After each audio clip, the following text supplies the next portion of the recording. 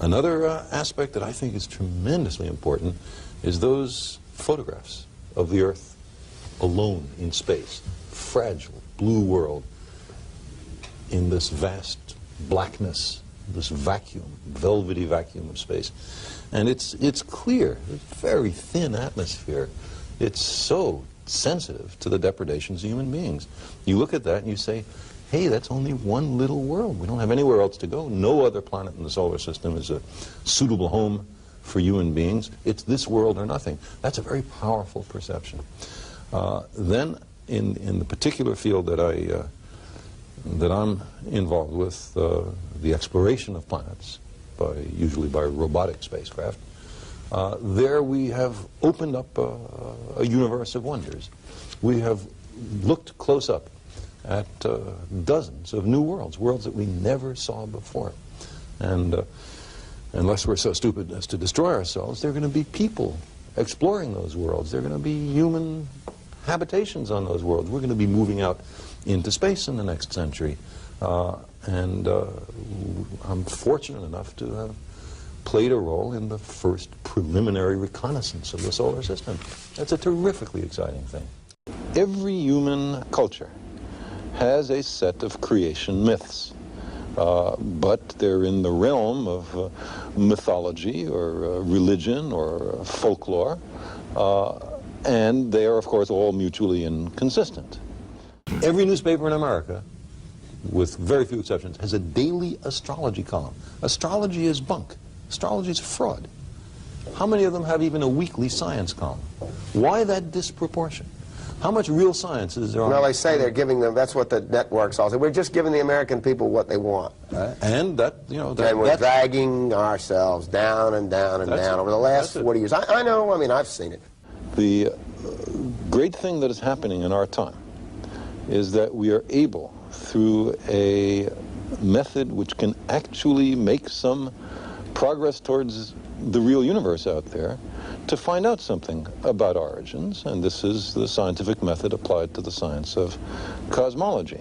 So I know that's not a direct answer to your question, but I thought it was more important to address the issue of feeling unhappy because it wasn't immediately understandable. Well, yes, I find that extremely soothing, actually, because it is a kind of sort of formidable task of grasping this that makes me want to retreat into trivial questions like, is this idea of predicting backwards going to put astrologers out of business? Nothing will put astrologers out of business. Yeah. Global warming, the greenhouse effect. You put gases like carbon dioxide or CFCs, other greenhouse gases, into the atmosphere over this country. They don't stay over that country. Those molecules don't have passports. They don't know about national sovereignty. That's something they never heard of. The atmospheric circulation spreads those gases all over the planet. And so what one country does affects all the other countries. The solution to these kinds of problems has to be that everybody on Earth works together. The industrialized nations have the biggest responsibility because they're the biggest polluters. The United States puts more CO2 in the atmosphere than any other nation. But Western Europe and the Soviet Union and Japan and even the developing countries all make significant contributions. So there has to be a new way of looking at the future, and that is that we're all humans, members of the same species, on one fragile little planet. We're all in this together, and we have to work together. That's kind of the silver lining of these crises. They are forcing us to become a planetary species. The story of Noah's Ark is, of course, a story. The books of the various great religions, Buddhist, Hindu, Islamic, Jewish, Christian, and many others, are filled with stories. That doesn't mean we are to interpret them literally, and there are all sorts of problems with the Noah's Ark story, one of which is kangaroos. How did the kangaroos get to Australia if you literally believe the story of Noah's Ark? So I'm sure you meant that in a light tone, and my response is likewise. How to keep kids in school? Well, kids, I believe, are fundamentally very smart. And if they see school being taught by people who themselves are not interested in it, people who cannot do very well at teaching, if what they're being taught has no practical application, then why should they do it? So, for example, there's an awful lot of kids graduating high school who go into entry-level jobs in the service economy, waiting on tables, slinging hash, and so on. Now, do they get more money if they were good in second-year algebra? The answer is no. And they understand that. If there were more jobs that required this kind of education, there would be more kids who would go into that kind of education with some enthusiasm. If there were a connection between how well you did in school and how fast your salary increased later, as there is in many countries, kids would be much more interested. The space program languish in the last 10 or 15 years, as we have let all sorts of social programs languish, as we have permitted the amount of poverty in children to increase. Before the end of this century, more than half the kids in America may be below the poverty line. What kind of a future do we build for the country if we raise all these kids as disadvantaged, as unable to cope with the society, as resentful for the injustice served up to them? This is stupid. And then what happened with the resources is they went into increasing budgets for arms. Isn't that where the money went? That and making rich people richer. Those are the two places. Well, the thing about rich people, and being one, I guess, is the money all gets reinvested. If you've got money, you put it in the bank lends it out to people to buy homes or cars or whatever. But not poor people. But not poor people. Well, that's a good point. It tends to stay up at that highly stratified, very... More people get employed with capital formation and so forth. Are you a socialist?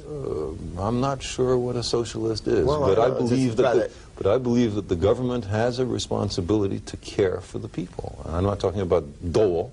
I'm talking about making people self-reliant, people able to take care of themselves. There are countries which are perfectly able to do that. The United States is an extremely rich country. It's perfectly able to do that. It chooses not to. It chooses to have homeless people. We are 19th in the world in infant mortality. 18 other countries save the lives of their babies better than we. How come? They just spend more money on it. They care about their babies more than we care about ours. I think it's a disgrace. Viewers of this program do to make a difference in correcting these problems? They can make sure that candidates who don't understand and aren't deeply committed to ending and reversing the nuclear arms race, to stopping greenhouse warming, and to stopping the depletion of the ozonosphere, that those guys aren't, men and women, are not elected. It's not enough to have a candidate say, I'm an environmentalist. In what way are you an environmentalist, Mr. or Ms. candidate? Take a look at the most recent election.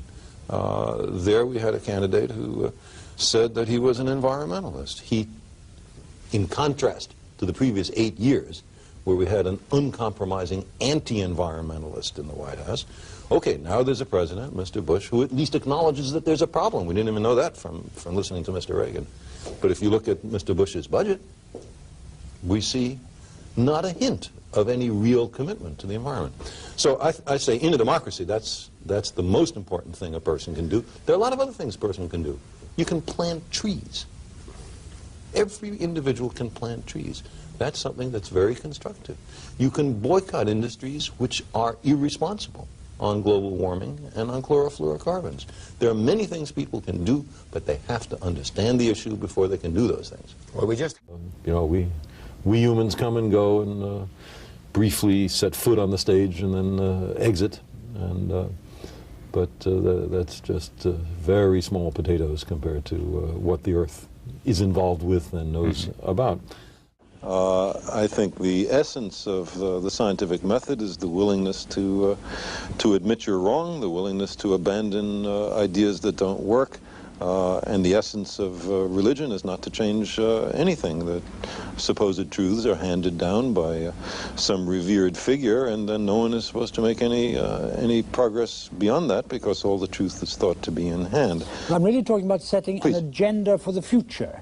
My sense is that the scientific way of thinking, questioning, some delicate mix of creative encouragement of new ideas and the most rigorous and skeptical scrutiny of new and old ideas, I think that is the path to the future, not just for science, but for all human institutions. We have to be willing to challenge because we are in desperate need of change. Can I put... Humans have been on this planet for something like 1 million years, and for the vast bulk of that time, things changed extremely slowly. The population increased very slowly, our technology increased, improved, but by very slow steps.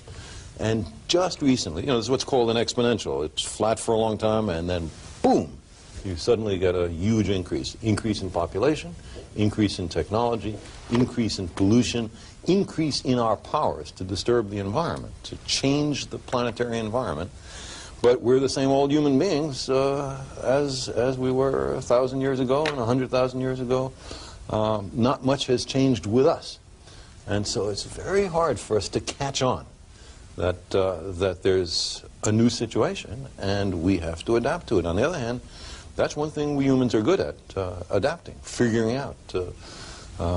We're smart. That's our principal advantage over all the other species. I mean, we're not faster, stronger, better diggers. We don't fly all by ourselves. What we do is figure out and build because of our hands. And so I think there's certainly a chance of getting out of this mess, but not by business as usual, not by the idea that we shouldn't plan ahead, not by the idea that anybody can do whatever the hell they want and it doesn't affect the environment. There has to be a new way of looking at the world. The resources is they went into increasing budgets for arms. Isn't that where the money went? That and making rich people richer. Those are the two places. Well, the thing about rich people, and being one, I guess, is the money all gets reinvested. If you've got money, you put it in a bank. The bank lends it out to people to buy homes or cars or whatever. Not poor people. But not poor people. Well, that's a good point. It tends to stay up at that highly stratified, very... More people get employed with capital formation and so forth. Are you a socialist? I'm not sure what a socialist is, well, but I believe that the government has a responsibility to care for the people. I'm not talking about dole. I'm talking about making people self-reliant, people able to take care of themselves. There are countries which are perfectly able to do that. The United States is an extremely rich country. It's perfectly able to do that.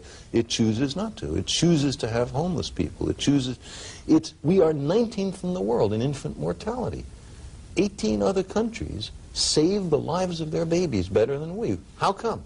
They just spend more money on it. They care about their babies more than we care about ours. I think it's a disgrace. And this country has vast wealth. You just look at what something like Star Wars. The money spent on Star Wars, already spent $20 billion on it. If these guys are permitted to go ahead, they will spend $1 trillion on Star Wars. Think of what that money could be used for to educate, to help, to bring people up to a sense of self-confidence, to improve not just the happiness of people in America, but their economic standing, to improve the competitiveness of the United States compared to other countries. We are using money for the wrong stuff. Do you think that there's life anywhere else in the universe? Well, think is a strong word. If you look at how many other worlds there are, how many stars in the Milky Way galaxy, how likely it is that most of them most of them have planets. How many other galaxies there are, it seems the height of human arrogance to imagine that this planet is the only inhabited world. But at the same time, we don't know of life elsewhere yet. We're just at the very earliest stages of exploration, and we've not found life anywhere else. We've sent spacecraft, as I said before, to a wonderful, exquisite array of other worlds. We've learned an enormous amount from them. We find on some of them the chemicals necessary for the origin of life, the stirrings, the intimations of life, but no sign of life. We've also used big radio telescopes to see if anybody is sending us a radio message, and both of those efforts have not yet succeeded, so we haven't found life elsewhere.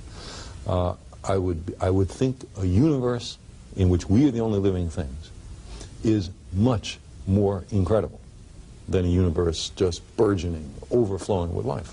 But we can't be sure. It's an experimental question. It has to be addressed experimentally. And that's one of the reasons that I'm such an advocate for sending spacecraft to other worlds and for using large radio telescopes to listen for signals.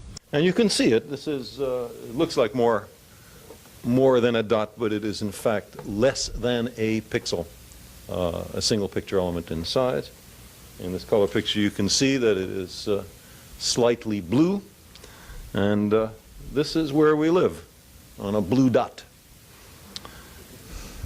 Say, astronomy has always been said to be a humbling experience, and I think these pictures underscore that point. And the next slide. Oh, no, it was lightning fast. Can we go back to that? That's it.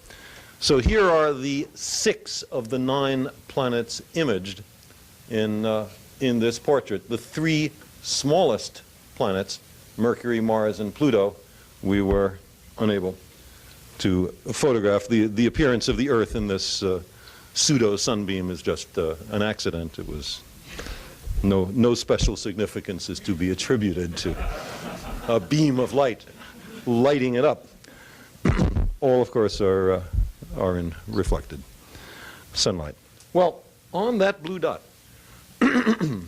that's where everyone you know and everyone you ever heard of and every human being who ever lived out their lives.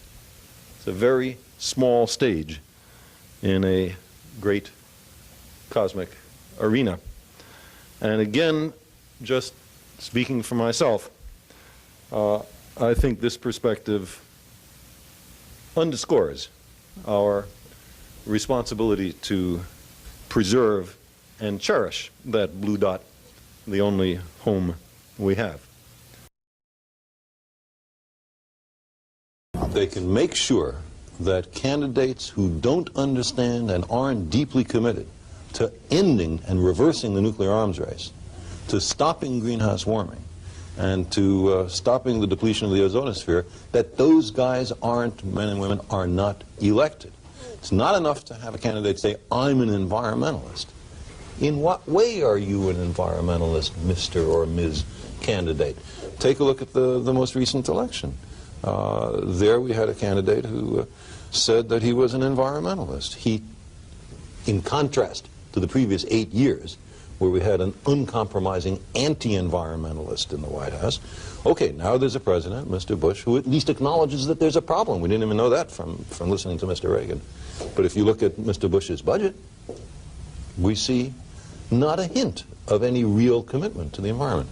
So I say, in a democracy, that's the most important thing a person can do. There are a lot of other things a person can do. You can plant trees. Every individual can plant trees. That's something that's very constructive.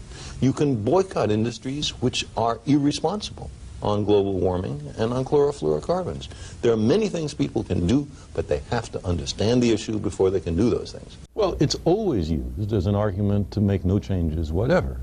Any change will lose jobs. So, for example, the A-12, the Navy fighter that was just canceled because it was absurdly over its cost estimates. There will be thousands of aerospace workers who will lose their jobs. Is that a good reason to pour additional billions of dollars into this rat hole? No, it's not. And if we were really concerned about losing jobs, we would have a federal job retraining program. We would have much better education at all levels in science and technology so people could move from one job to another. But we're not interested in that. The losing job argument is just trotted out for political convenience so that we don't have to make a change. No question, there are massive changes needed. Other countries seem perfectly able to make those changes, but we are not. There's not a single verified or checked out report which is at all connectable with the possibility of extraterrestrial life.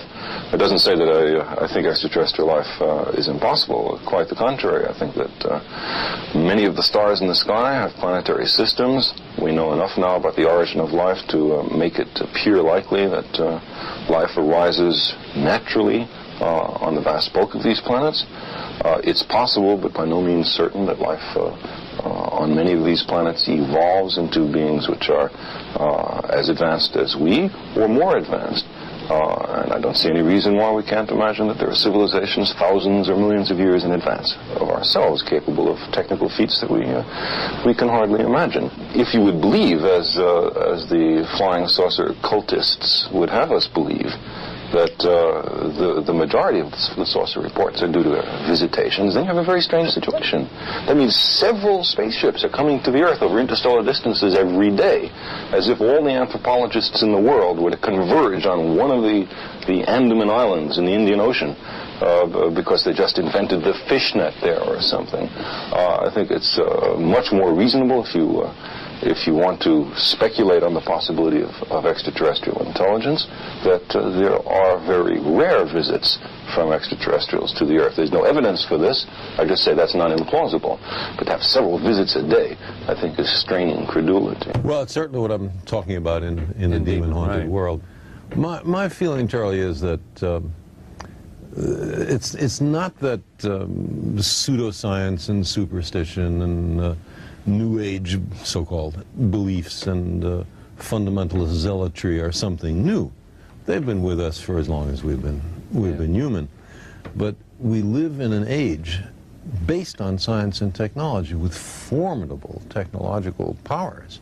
Science and technology are propelling us forward at accelerating rates. That's right. And if we don't understand it, and by we I mean the general public, if it's something that, oh, I'm not good at that, I don't know anything about it, then who is making all the decisions about science and technology that are going to determine what kind of future our children live in?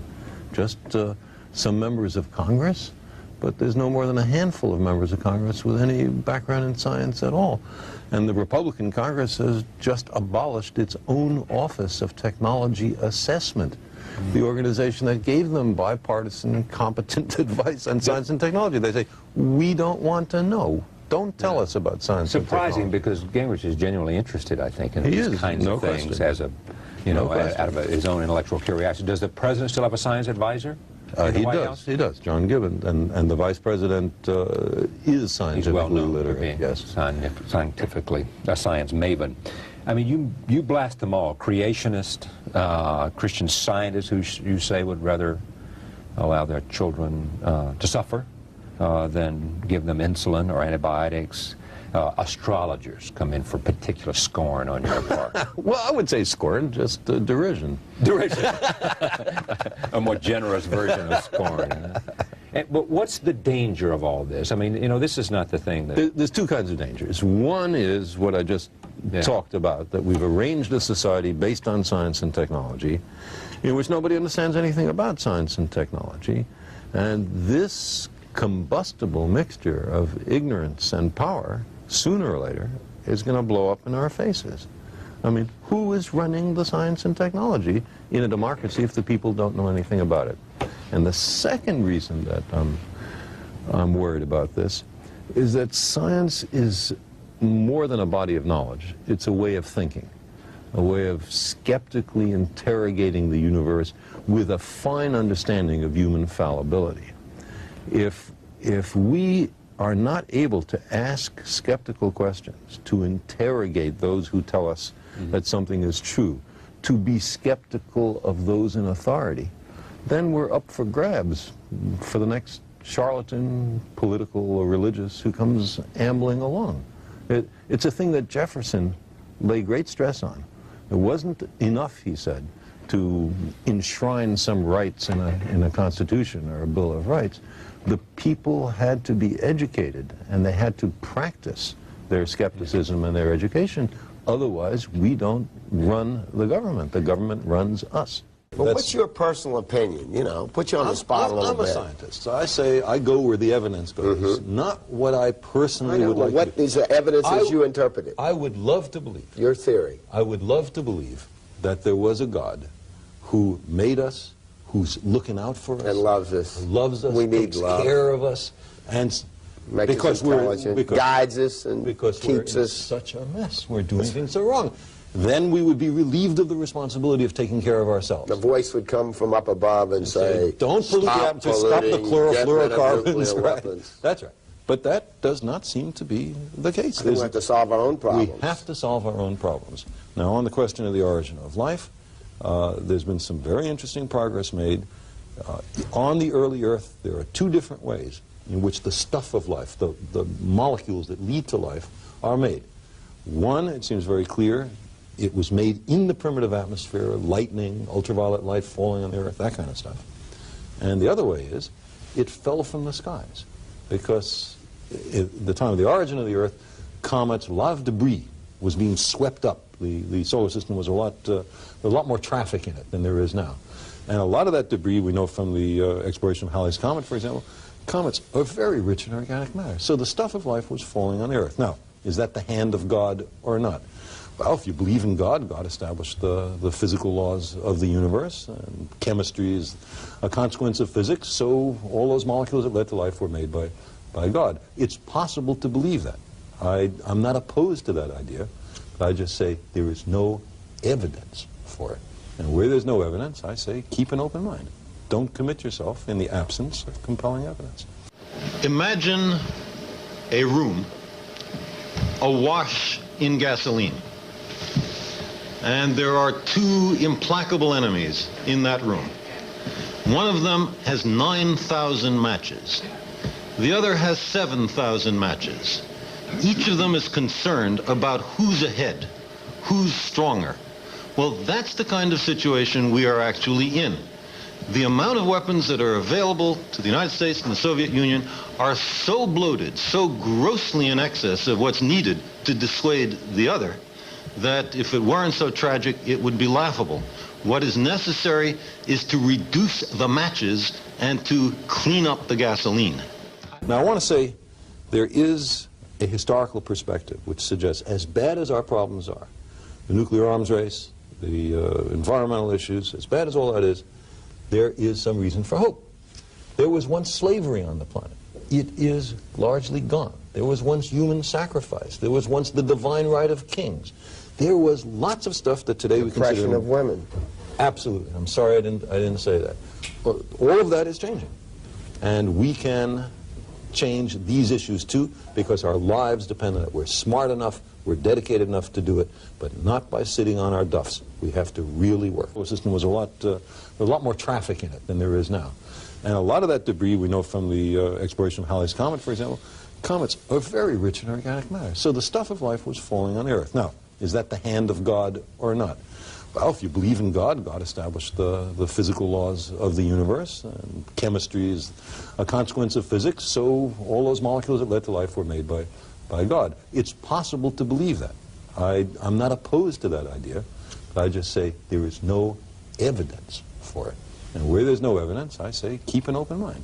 Don't commit yourself in the absence of compelling evidence. This is the first moment in the entire history of the human species when we've explored firsthand, I mean, not humans, but our machines, our robots, sending back the data, the environment we live in. We have examined every planet from Mercury out to Neptune. We have examined 70 moons and some comets and some asteroids. Never before has that been done. There's only one first time.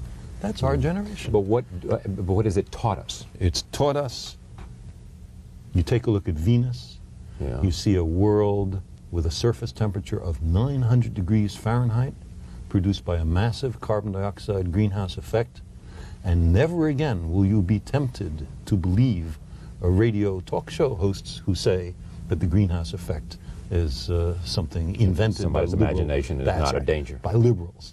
You look at Mars, and you see a planet without an ozone layer, in which ultraviolet light from the sun has in effect fried the surface so that even organic molecules cannot survive there. And never again will you say that there's no danger to The puncture in depleting the our ozone layer, ozone right. layer. We learn about our world by examining other worlds. So what should you do? First thing you should do is stop producing CFCs, the chlorofluorocarbons. See, they do double duty.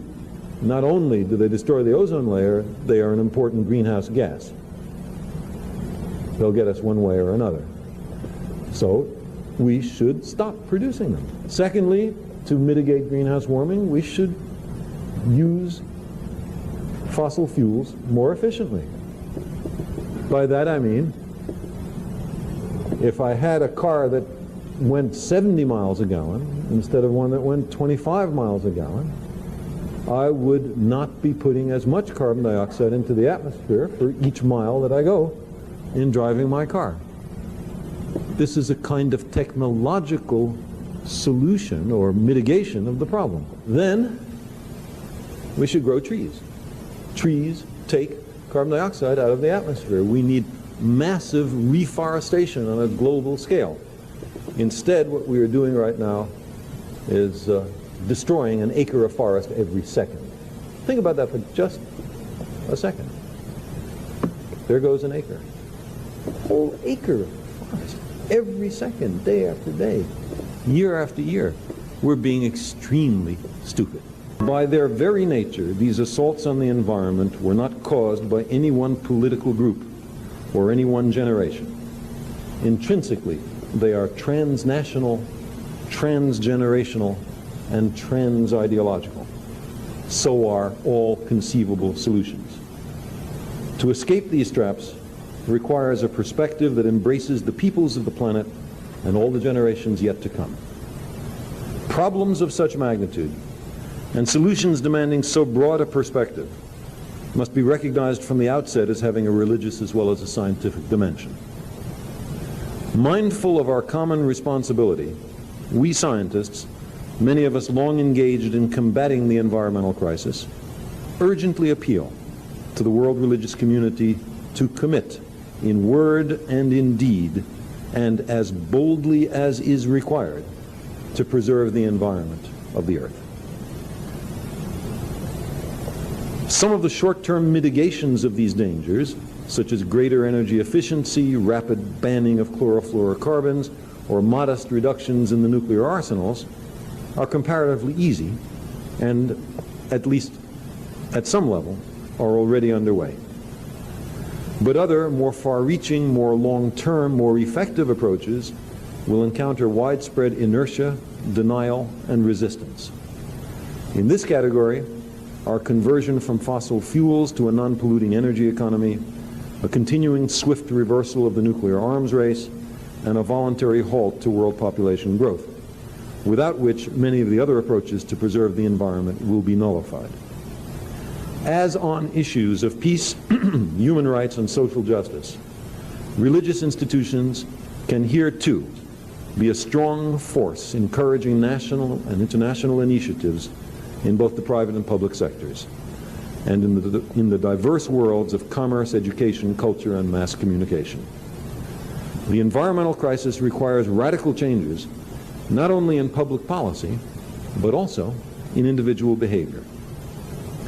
The historical record makes clear that religious teaching, example, and leadership are powerfully able to influence personal conduct and commitment.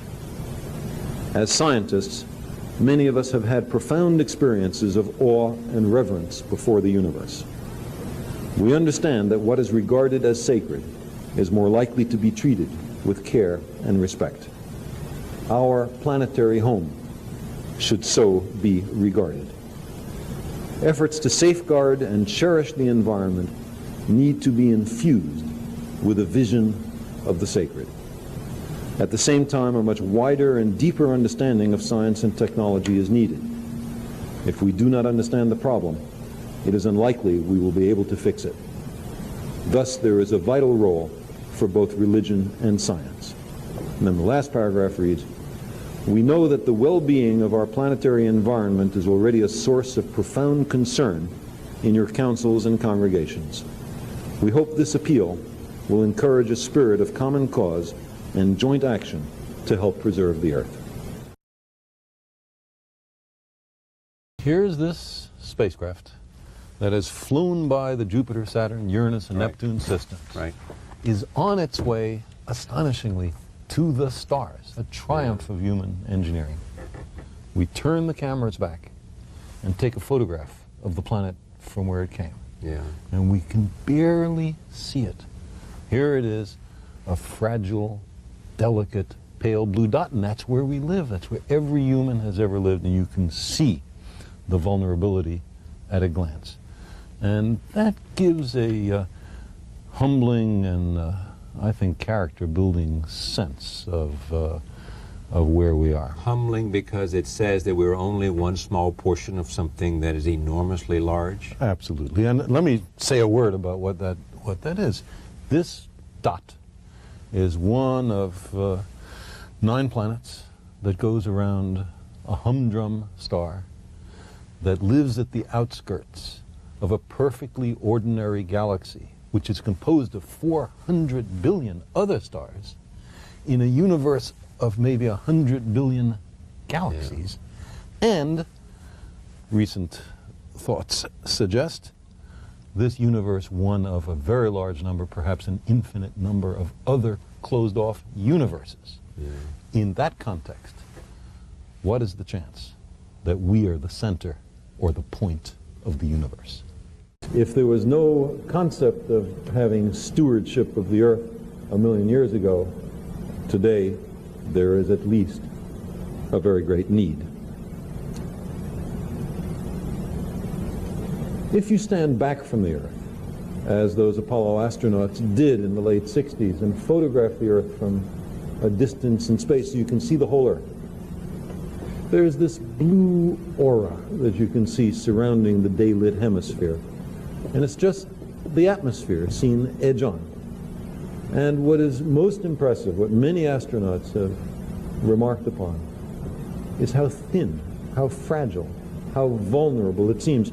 The thickness of the Earth's atmosphere compared to the size of the Earth is about the same as the thickness of a coat of shellac on a library globe of the Earth. There isn't much air.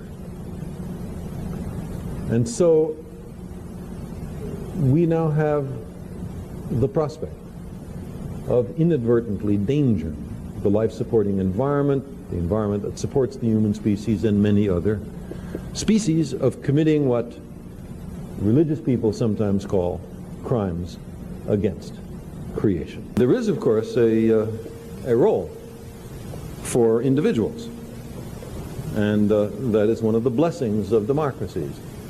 And that is, individuals can play their part by voting out of office recalcitrant politicians. It's very straightforward. I can't improve the greenhouse effect much on my own by my own energy economy at home. I can make some contribution, but I can make a bigger contribution by voting against politicians who say that they can't do anything about this problem. It is important for us, humans, to be out there. And the reasons are, I can quickly say what they are. First is, we are an exploratory species. The last 10,000 years we've been sitting around in civilization. Before that, for the last few 100,000 years, we were wanderers, explorers, nomads, and that is in our blood.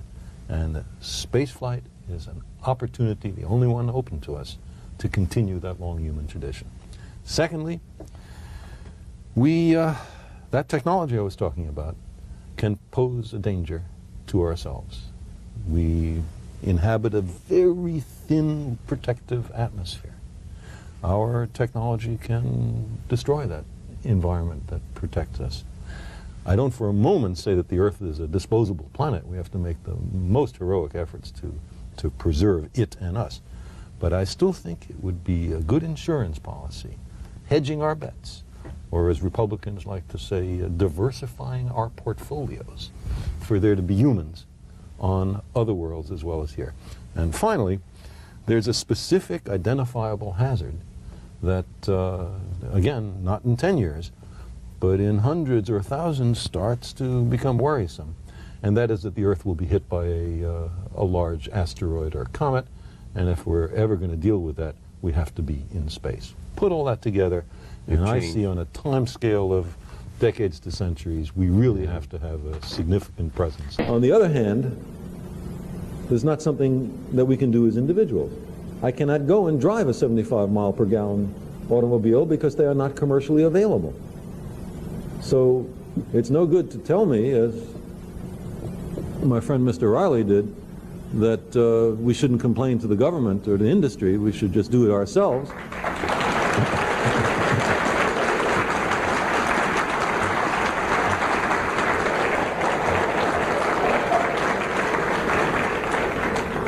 How shall I go about by myself driving a 75 mile per gallon automobile? I'll be glad to take instruction on this issue. I'm ready. But seems to me this requires some activity in Washington and Detroit. I would say that there are several lines of approach, all of which look promising and should be pursued further. One is laboratory work on the question of the origin of life, making the molecules which here were able to reproduce themselves and led eventually to us. Secondly, a study of the organic chemistry in places like Jupiter, comets, and the interstellar medium. It's remarkable that the molecules of life are littering the cosmos. Thirdly, the space vehicle exploration of the neighboring planets, in particular for life or life-related compounds. If it turns out, for example, that Mars is lifeless, that is not a major disappointment, because then we have two planets near each other in space and time, life developed on one and not on the other. You have the classic case of an experiment and a control. And it'd be very important to investigate why life on the Earth and not on Mars. But even more exciting would be if Mars turns out to have life, for us to investigate what kind of life it is, how similar, how different from life on Earth.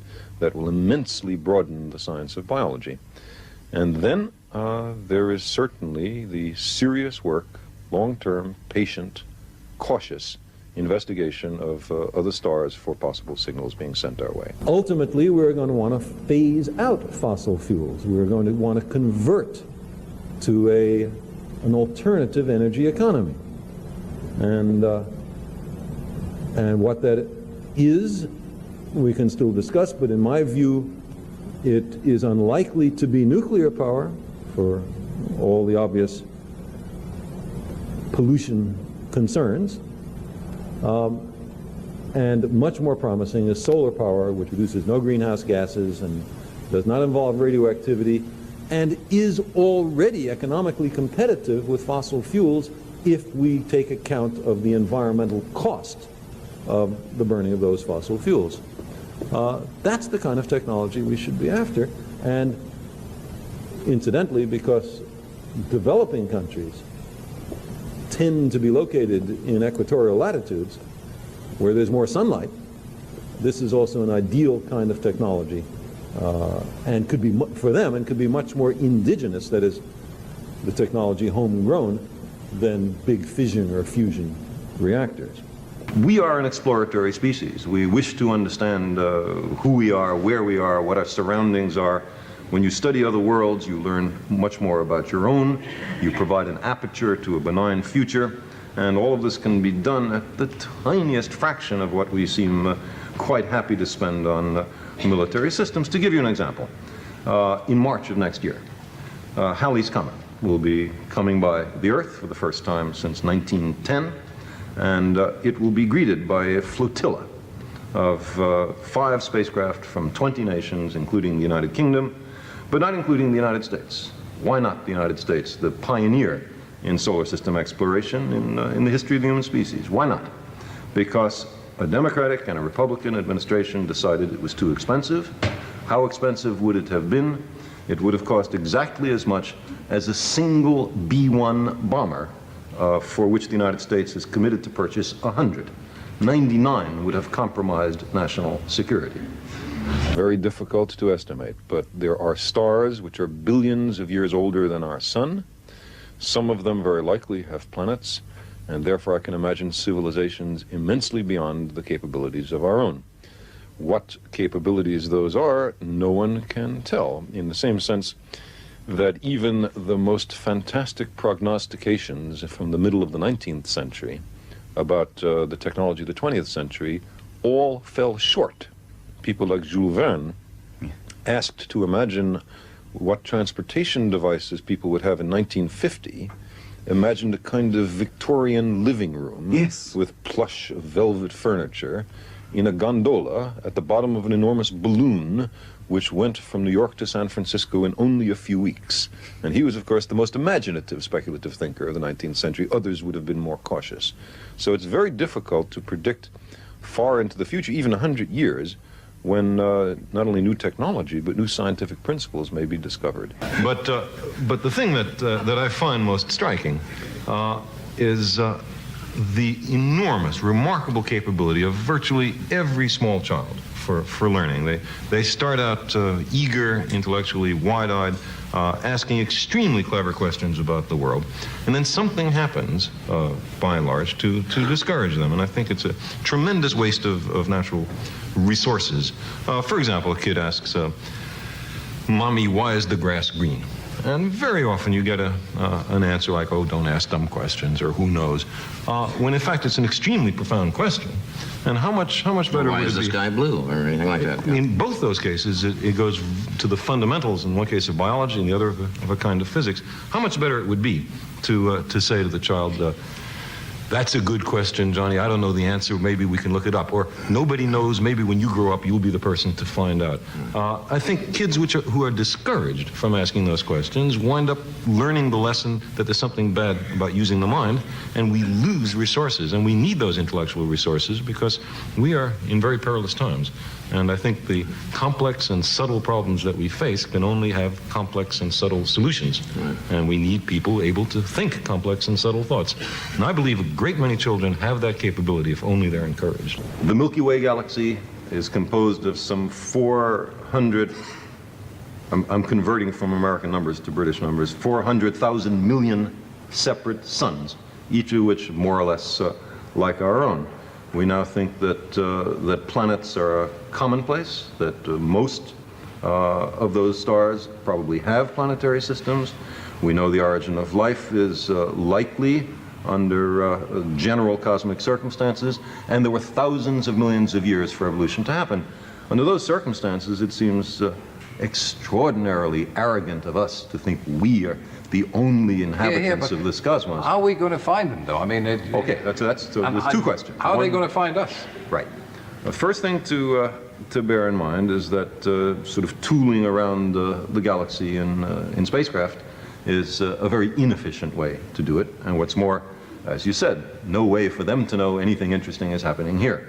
But there's another way, and that is to use a technology which you know well, and that is radio.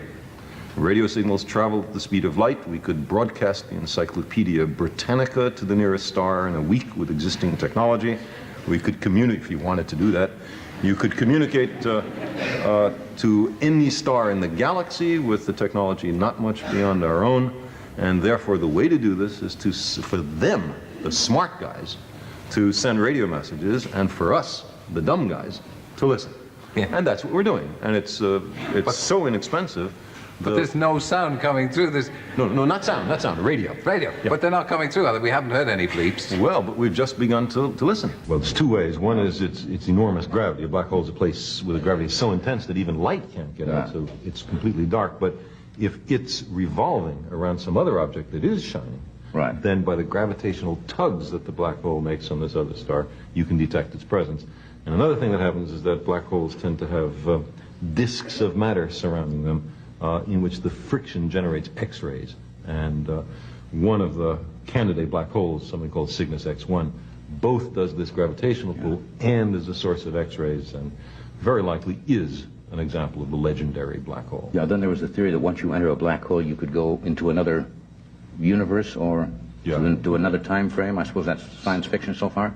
Well, there are some people who seriously think that if you were to slip down into a black hole and could survive the trip, which is highly unlikely, that you would emerge somewhere else in space and when else in time.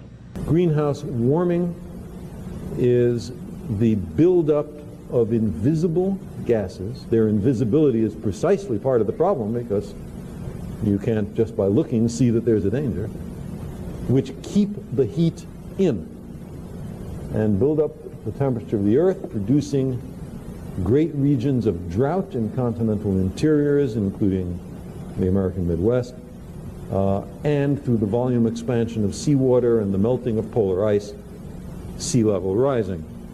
And some of the projections for the end of the next century are extremely serious drought, the destruction of croplands worldwide, an assault on natural ecosystems, and a rising of sea level sufficient to, for example, flood Bangladesh and produce tens of millions of environmental refugees. Maybe not. Maybe there's some undiscovered mistake that all of the scientists involved in these models are making. It's not impossible. We can't be 100% sure. But which is more prudent? Which is wiser? To do nothing and hope that a mistake has been made? Or to take these predictions seriously, even if there's a chance the precautions you will take will be unnecessary? I think that's very important, the idea that we have information stored outside of our bodies. For most of the history of life on this planet, the organisms had almost all the information they had to deal with in their genes, hereditary information, instinct. Then about maybe 100 million years ago, a little longer ago than that, there came to be a reptile that for the first time in the history of life had more information in its brains than in its genes. And that was a major step symbolically in the evolution of life on this planet. Well, now we have an organism, us, which can store more information outside the body altogether than inside the body, and that's in books and computers and television video cassettes. And that extraordinarily expands our ability to understand what's happening and to manipulate, control our environment if we do it wisely for human benefit. The whole idea of what happens when you read a book I find absolutely stunning. Here's some product of a tree with little black squiggles on it. Right. You open it up, and inside your head is the voice of someone speaking.